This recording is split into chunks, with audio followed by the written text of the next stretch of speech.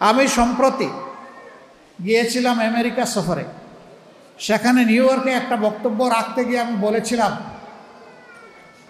জামাতে ইসলামী যদি দেশ পরিচালনার সুযোগ পায়, কর্মজীবী মহিলাদের কর্মঘণ্টা 3 ঘন্টা কমিয়ে 5 ঘন্টা করা হবে।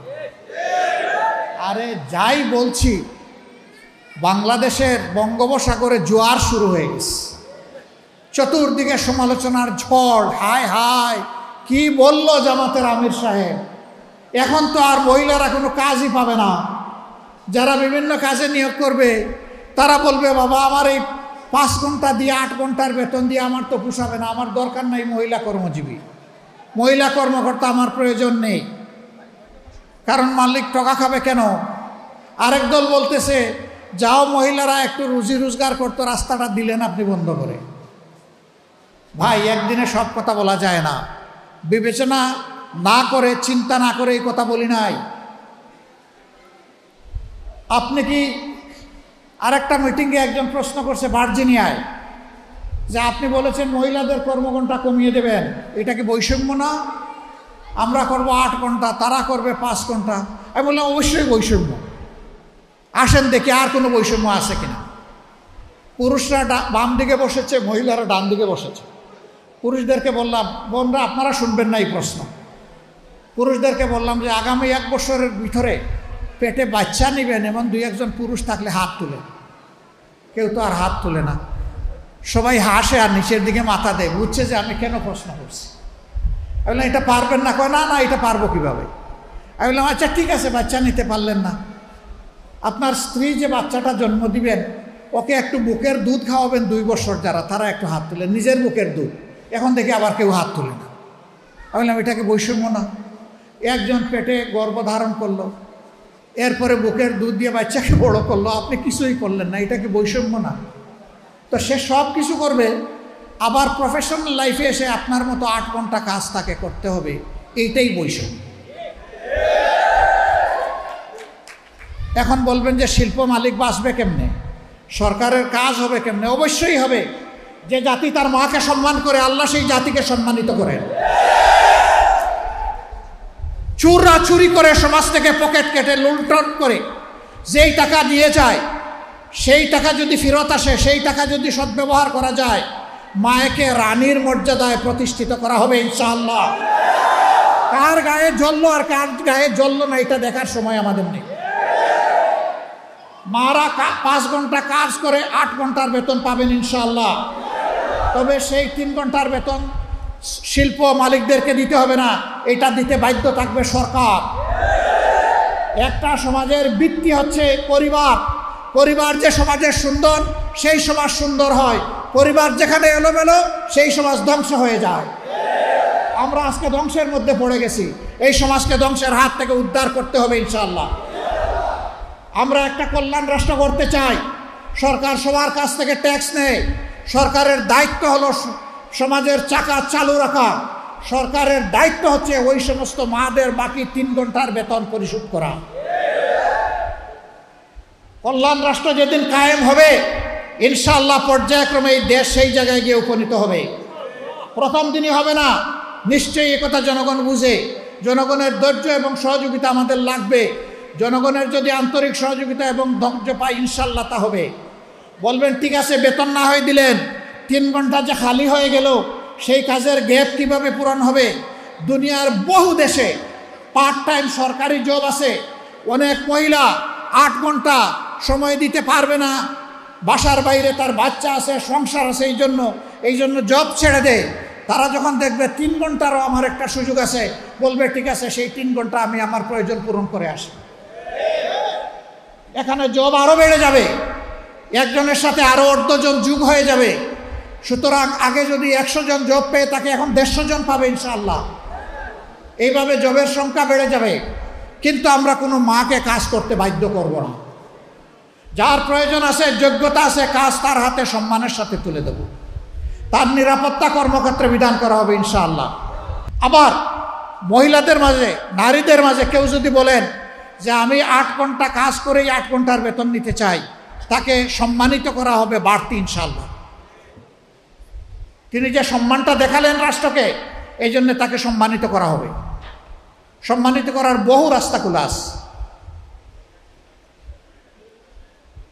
কাউকে বাধ্য করা হবে না, কাজ করতেও কাউকে বাধ্য করা হবে না, কাজ থেকে বিরত থাকতেও বাধ্য করা হবে না। এটা থাকবে অপশনাল চয়েস, অল্টারনেট চয়েস। এমন হলে কার অসুবিধা? গরম ভাতে বিলাই বেজার। কারণ ওই ভাতে মুখ দিলে বিড়ালের মুখ পুড়বে।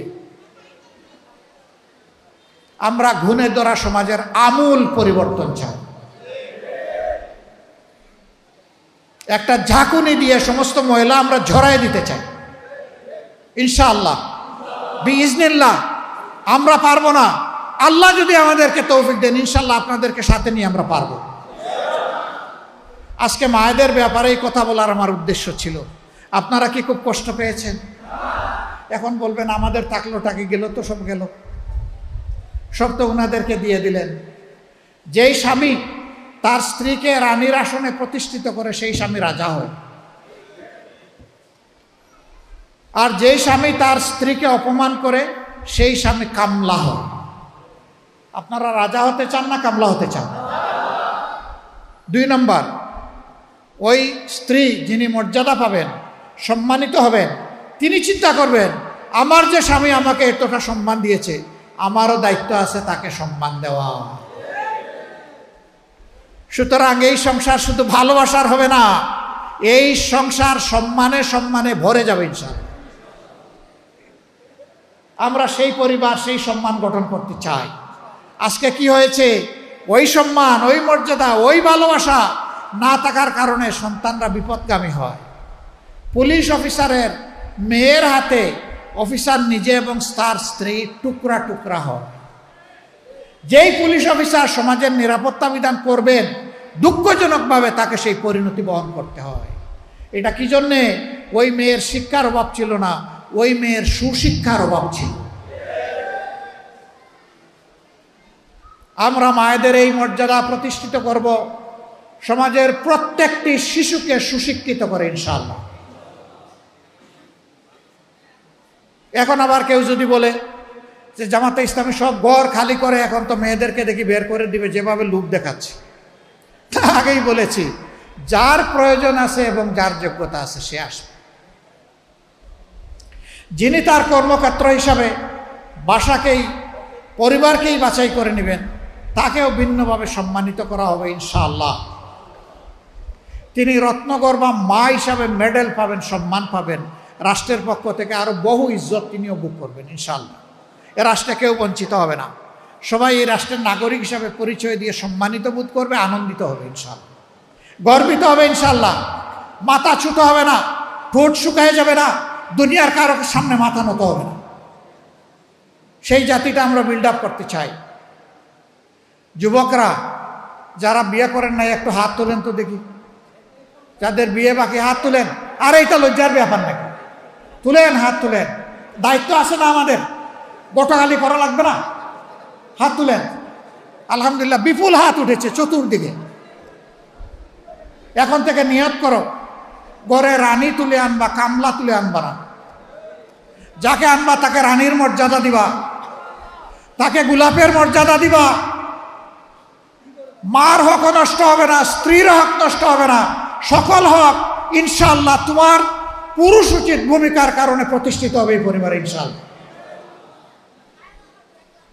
যুবক বন্ধুগণ, শুধু পরিবার দেখলে হবে না, তোমাদেরকে দেশও দেখতে হবে। কারণ যত দুনিয়ার যত দেশ বদলেছে যুবকদের কারণে বদলেছে।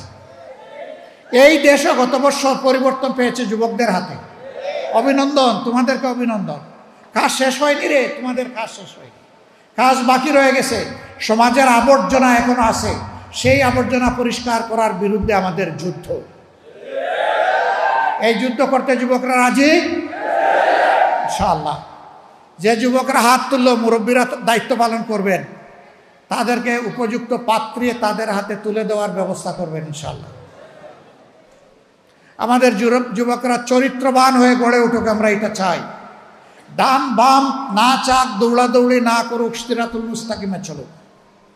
আর জাতিকে সামনে নিয়ে বাঘের মতো ঝাঁপাইয়া পড়ুক, পিছনে তাকাবে না, পিছন নিয়ে কামড়াকামড়ি করবে না, অতীতের কেসাল পাকাবে না। যুবকরা সামনে দেখবে, আমরা তাদের সাথে আছি ইনশাআল্লাহ। আমরা যুবকদের বাংলাদেশ গড়তে চাই। এখানে আসার পথে অনেকগুলা কিশোর, ছোট ছোট 5 থেকে 10 বছরের ভিতরে তারা এসেছে, তারা হাত মেলায়, এরাই আমাদের বাংলাদেশ, এদের জন্য বাংলাদেশ, এদেরকে নিয়ে বাংলাদেশ ইনশাআল্লাহ। এখানে শিশুদের মাঝে কোনো ভেদাভেদ হবে না।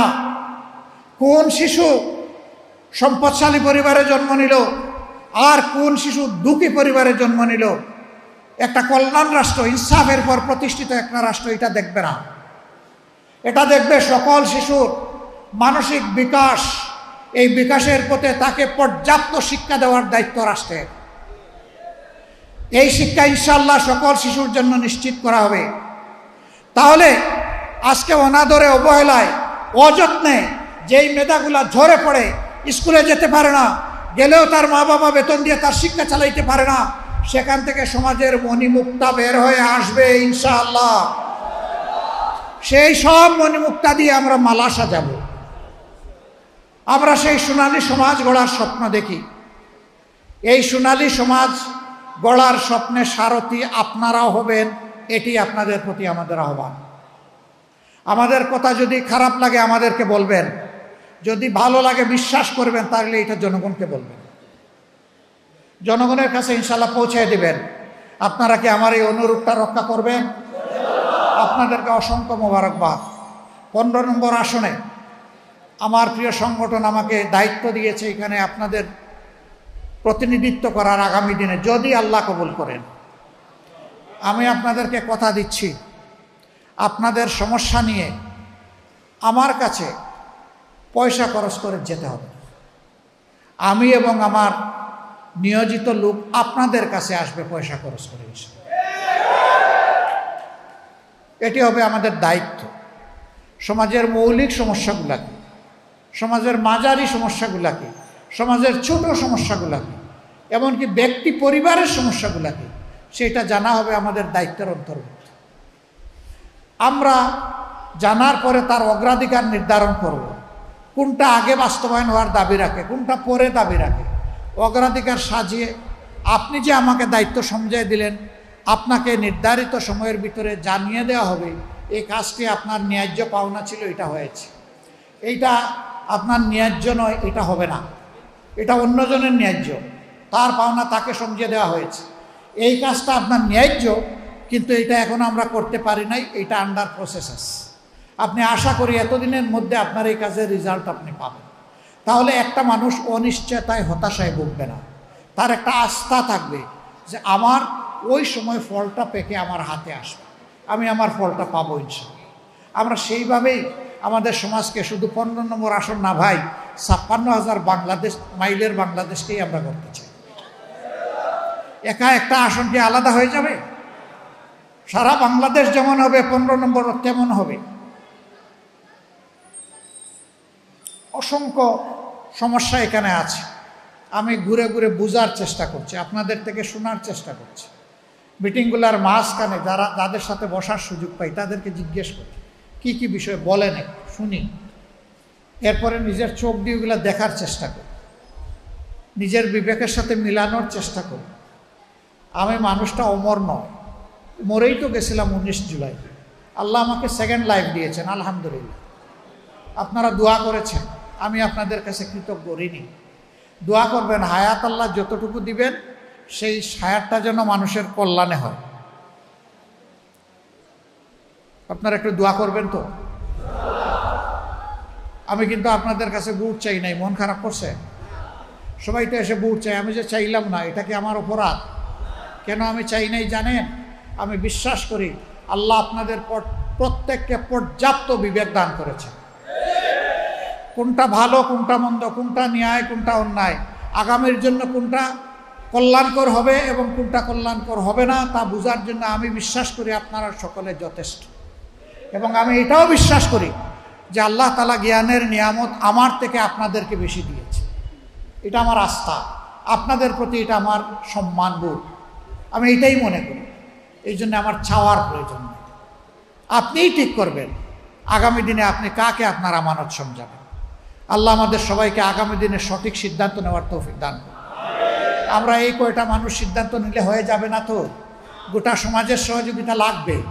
এই জন্যে আমার যে কথাগুলো সঠিক মনে করেন, আমি অনুরোধ করব যে আমার মতো করে আপনারা মেহেরবানি করে সমাজের মানুষের কাছে এই কথাগুলো পৌঁছায় দেবেন। আল্লাহ তাআলা এর বিনিময়ে আপনাদের ইজ্জত বাড়িয়ে দিন, আর এই সমাজের মুক্তির ব্যবস্থা আল্লাহ করে দিন। আল্লাহ তাআলা আগামীর একটা পরিচ্ছন্ন বাংলাদেশ, একটা বেজাল মুক্ত, একটা স্বস্তির বাংলাদেশ, একটা সম্মানের বাংলাদেশ, আমার যুবকদের মন ভরে কাজ করার একটা বাংলাদেশ আল্লাহ তাআলা আমাদেরকে দান করুন। আপনাদের সবাইকে ধন্যবাদ, অসংখ্য মোবারকবাদ, গভীর কৃতজ্ঞতা। আসসালামু আলাইকুম ওয়া রাহমাতুল্লাহি ওয়া বারাকাতুহু।